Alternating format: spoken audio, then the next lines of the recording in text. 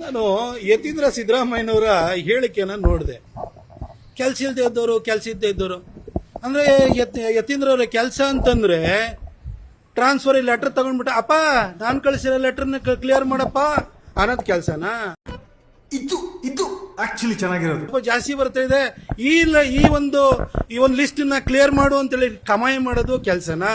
ನಿಮ್ಮಪ್ಪ ಮೊದಲನೇ ಸಾರಿ ಮುಖ್ಯಮಂತ್ರಿ ಆಗಿದ್ದಂತ ಸಂದರ್ಭದಲ್ಲಿ ನೀವು MBBS ಡಾಕ್ಟರ್ ಆಗಿ ಪ್ರಾಕ್ಟೀಸ್ ಮಾಡೋದು ಬಿಟ್ಬಿಟ್ಟು ಗವರ್ಮೆಂಟ್ ಹಾಸ್ಪಿಟಲ್ ಅಲ್ಲಿ ಮ್ಯಾಟ್ರಿಕ್ಸ್ ಲ್ಯಾಬ್ ಅಂತ, ಮ್ಯಾಟ್ರಿಕ್ಸ್ ಇಮೇಜಿಂಗ್ ಪ್ರೈವೇಟ್ ಲಿಮಿಟೆಡ್ ಅಂತ ಒಂದು ಕಂಪನಿ ಮಾಡ್ಕೊಂಡ್ಬಿಟ್ಟು ಗವರ್ಮೆಂಟ್ ಹಾಸ್ಪಿಟಲ್ ಕಡೆ ಲ್ಯಾಬ್ ಸೆಟಪ್ ಮಾಡ್ಕೊಳ್ಳೋದು, ಅಪ್ಪನ ಅಧಿಕಾರವನ್ನು ದುರುಪಯೋಗ ಮಾಡ್ಕೊಂಡು ಪ್ರೊಫೆಷನ್ ಅಂದ್ಬಿಟ್ಟು ಲ್ಯಾಬ್ ಸೆಟಪ್ ಮಾಡೋದು, ಇದೆಲ್ಲ ಇದು ಕೆಲ್ಸನಾ?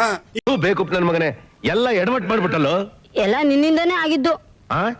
ಈ ಕೆಲಸ ನಾನು ಹಾಗೆ ನಿಮ್ಮ ಒಂದು ಕಂಪನಿ ಮಾಡ್ಕೊಂಡು ಮ್ಯಾಟ್ರಿಕ್ಸ್ ಕಂಪನಿಗೆ ಹೆಬ್ಬಾಳ ಫ್ಲೈಓವರ್ ಹತ್ರ 2.5 ಎಕರೆ ಜಾಗನ 200 ಕೋಟಿ ರೂಪಾಯಿಗಿಂತ ಹೆಚ್ಚಿಂದು ವರ್ತಾ ಇರುವಂತ ಜಾಗವನ್ನು ಮೊದಲನೇ ಟರ್ಮ್ ಅಲ್ಲಿ ಹೊಡ್ಕೊಳಕ್ ಹೋದ್ರಲ್ಲ, ಇದು ಕೆಲಸನಾ?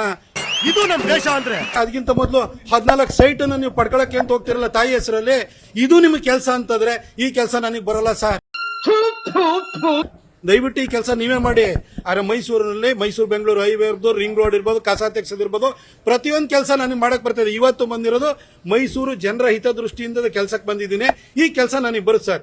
ಆದ್ರೆ ಇಲ್ಲೇ ಚಾಮುಂಡೇಶ್ವರಿನಲ್ಲಿ ಹಾಲಿ ಮುಖ್ಯಮಂತ್ರಿನ 36,000 ಓಟಲ್ಲಿ ಸೋಲ್ಸ್ ಕಳಿಸಿದ್ರಲ್ಲ ಸರ್, ನೆನಪು ಮಾಡ್ಕೊಳ್ಳಿ. ಮೈಸೂರು ಜನ ಯಾರಿಗೆ ಗೌರವ ಕೊಡ್ತಾರೆ, ಮರ್ಯಾದೆ ಕೊಡ್ತಾರೆ ಅಂತ. ನಿಮ್ಮ ಅಪ್ಪನು ಅವರ ರಾಜಕೀಯ ಜೀವನದಲ್ಲಿ 4 ಸರಿ ಸೋತಿದ್ದಾರೆ. ಸೋತು ಮನೆಯಲ್ಲಿ ಕೂತಿದ್ರು, ಕೆಲಸದಲ್ಲ ಕೂತಿದ್ರು ಅಂತ ನೀವು ಹೇಳ್ತೀರಾ ನಿಮ್ಮ ಅಪ್ಪನ ಬಗ್ಗೆ? ದೇವ್ರು ನಿನ್ಗೆ ಒಳ್ಳೇದು ಮಾಡ್ತದ?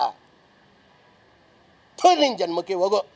132 ಜನಕ್ಕೆ ಟಿಕೆಟ್ ಕೊಟ್ಟಿಲ್ಲ. ಅವ್ರನ್ನೆಲ್ಲ ವಿಧಾನಸಭೆ ಚುನಾವಣೆಯಲ್ಲಿ ಕಂಟೆಸ್ಟ್ ಮಾಡಿದ್ದಾರೆ. ಡೆಲ್ಲಿನಲ್ಲೂ ಪ್ರವೇಶ್ ವರ್ಮಾ ಉಪಮುಖ್ಯಮಂತ್ರಿ ಆಗಿದ್ದಾರೆ, ನನ್ನ ಜೊತೆ MP ಆಗಿದ್ದವರು, ಅವ್ರಿಗೂ ಟಿಕೆಟ್ ಕೊಟ್ಟಿರಲಿಲ್ಲ. ರಮೇಶ್ ಬಿದೂರಿನು ಅವರು ಕೂಡ MP ಆಗಿದ್ರು, ಅವ್ರಿಗೆ ಟಿಕೆಟ್ ಕೊಟ್ಟಿಲ್ಲ. ಅಸೆಂಬ್ಲಿಯಲ್ಲಿ ಕಂಟೆಸ್ಟ್ ಮಾಡಿರೋ. ಬರ್ತೀನಿ ಅಸೆಂಬ್ಲಿಗೆ ನಾನು ನೆಕ್ಸ್ಟ್ ಮೈಸೂರಿಂದಲೇ ಬರ್ತೀನಿ. ಅವತ್ ನೀವೆಲ್ಲಿರ್ತೀರಿ ಹೇಳಿ? ನಿಮ್ ತರ ಹಿಂಬಾಗ್ಲಿಂದ ಬರುವಂತ ಅಗತ್ಯ ಇಲ್ಲ.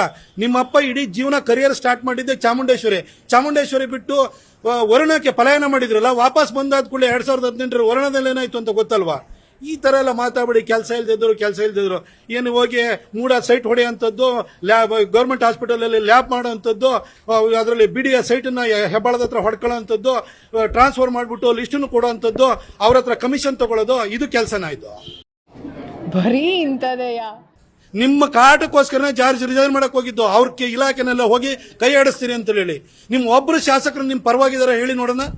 ಎಲ್ಲಾ ಕಡೆ ಪೊಲೀಸ್ ಡಿಪಾರ್ಟ್ಮೆಂಟ್ ಅಲ್ಲಾಗ್ಲಿ, ಯಾವ ಡಿಪಾರ್ಟ್ಮೆಂಟ್ ಅಲ್ಲಾಗ್ಲಿ, ಅವ್ರದ್ದು ಟ್ರಾನ್ಸ್ಫರ್ ಆಗಬೇಕು ಅಂತಂದ್ರೆ ಯತೀಂದ್ರ ಲೆಟರ್ ಬೇಕು. ಯಾವ ಕೆಪಾಸಿಟಿ ಮೇಲೆ ಕೊಡ್ತೀರಿ? ನೀವೊಬ್ರು ಕೇವಲ ನೀವೊಬ್ಬ ವಿಧಾನ ಪರಿಷತ್ತು ಹಿಂಬಾಗ್ಲಿಂದ ಒಳಗಡೆ ಬಂದಿರುವಂತ ಒಬ್ಬ ಶಾಸಕ ಅಷ್ಟೇನೆ. ಅದು ನಿಮ್ಮ ಅಪ್ಪನ ಕೃಪೆಯಲ್ಲಿ. ನೀವು ಪ್ರತಾಪ್ ಸಿಂಹನ ಕೆಲಸ ಇಲ್ಲ ಅಂತ ಹೇಳ್ಬಿಟ್ಟು ಕೆಲಸ ಇಲ್ಲ ಅಂತ ಹೇಳ್ತಿರಲ್ಲ. ನಾನೊಬ್ಬ ಪತ್ರಕರ್ತ ಆಗಿ ಬಂದಿರೋನು. ನೀವೇನ್ರಿ ನಿಮ್ಮ ಹೆಸರು ಮುಂದೆ ಸಿದ್ದರಾಮಯ್ಯ ಅಂತ ತೆಗೆದಾಕ್ಬಿಡಿ. ನೀವು ನಿಮ್ಮನ್ನ ಊರಿನಲ್ಲಿ ಯಂಕಣ್ಣ ಶೀನಣ್ಣನು ಗುರುತಿಸಲ್ಲ. ನಿಮ್ಮನ್ನ ನಿಮಗೆ ಅಸ್ತಿತ್ವನೇ ಇಲ್ಲ ರೀ. ನಿಮ್ಮ ಅಪ್ಪನ ಸರ್ನೇಮ್ ಇಲ್ಲ ಅಂದ್ರೆ ನೀವು ವಿಧಾನ ಪರಿಷತ್ಗೆ ಹೋಗ್ತಾ ಇದ್ದೀರಾ, ನೀವು ಶಾಸಕರಾಗ್ತಿದ್ದೀರಾ. ನೀವು ಈ ಲೆಟರ್ನ ನೀವು ಎಲ್ಲರಿಗೂ ಟ್ರಾನ್ಸ್ಫರ್ ಲೆಟರ್ನ ಕೊಡ್ತಾ ಇದ್ದೀರಾ. ನಿಮ್ಮ ಅಪ್ಪನ ಹೆಸರಿಟ್ಕೊಂಡು ಅಸ್ತಿತ್ವ ಉಳಿಸ್ಕೊಂಡಿರೋರು ನೀವು.